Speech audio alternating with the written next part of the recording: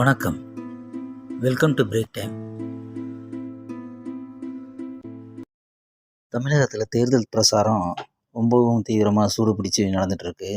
இப்போ அதில் உதயநிதி பேசுனது ரீசெண்டாக வைரல் ஆகிட்டு இருக்கு. அது என்னன்னா, திராவிட மாடல் வந்துட்டு உலகத்துக்கே ரோல் மாடலாக அந்த திட்டங்கள்லாம் இருக்குதாம். அந்த திராவிட மாடல்னு ஒன்று சொல்கிறாங்க. அது என்னன்னு எனக்கும் இது வரைக்கும் புரிஞ்சு தொலைய மாட்டேங்குது. அதில் என்ன சொல்கிறாருன்னா, இப்போ நம்ம முதலமைச்சர் வந்து காலை உணவு திட்டம் அரசு பள்ளி மாணவர்களுக்கு கொண்டு வந்தார். அந்த திட்டத்தை பார்த்து கனடா நாட்டு பிரதமர் வந்து பாராட்டி, அவரும் கனடாவில் இந்த மாதிரி கொண்டு வர்றதுக்கு பிளான் பண்ணியிருக்காராம். இதை வந்து அவர் கண்டுபிடிச்சி சொல்லியிருக்காரு. சொல்லலாம், ஏக்கர் கணக்கில் போய் சொல்கிறது எப்படி நம்புறதுன்னு தெரியல. அப்புறம் பிரசாரத்தில் ஒரு டைமு ஒரு அம்மா உதயநிதிட்ட கேட்குது, டாஸ்மாகா மூடுங்கன்னு சொல்லி. அதுக்கு நான் பேசுகிறேங்க, இனிமேல் அடுத்த வர தேர்தலில் பண்ணுறேங்க அப்படின்னு சொன்னால் கூட ரைட்டு.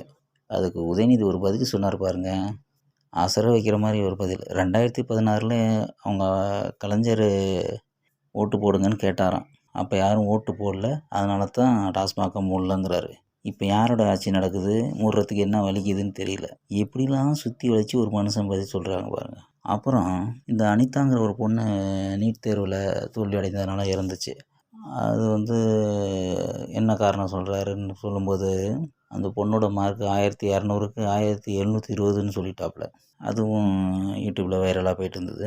எனக்கு தெரிஞ்சு கலைஞர் கருணாநிதி எந்த கூட்டத்துலேயும் எந்த பிரச்சாரத்துலேயும் தவறுதலாக பேசியோ டங் ஸ்லிப்பாகி பேசியோ பார்த்ததில்ல.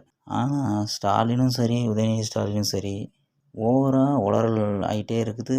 டங் ஸ்லிப்பு ஒவ்வொரு பிரச்சாரத்துலேயும் ஏதாவது ஒன்று உளறிட்டே தான் இருக்காங்க. அதில் இப்போ நம்ம முதலமைச்சர் ஸ்டாலின் ஒன்று சொல்லியிருக்காரு.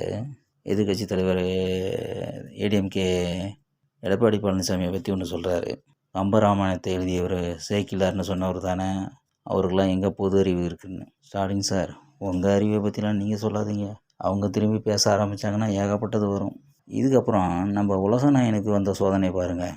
பிரச்சாரம் பண்ணுறேன்ட்டு அதில் ஒரு வார்த்தை விட்டுருக்காரு, பிஜேபி வந்து இந்தியாவின் தலைநகரம் வந்து நாக்பூராக மாற்ற போகுது அப்படின்னு சொல்லிட்டு.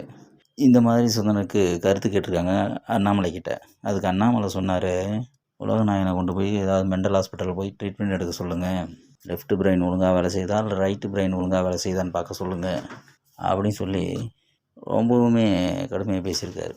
உலகநாயனுக்கு இப்படி ஒரு சோதனை வந்திருக்கக்கூடாது. உங்களுக்கு இந்த சேனல் பிடிச்சிருந்தா மறக்காமல் லைக் பண்ணுங்கள், கமெண்ட் பண்ணுங்கள், ஷேர் பண்ணுங்கள், சப்ஸ்கிரைப் பண்ணுங்கள். தேங்க்ஸ்.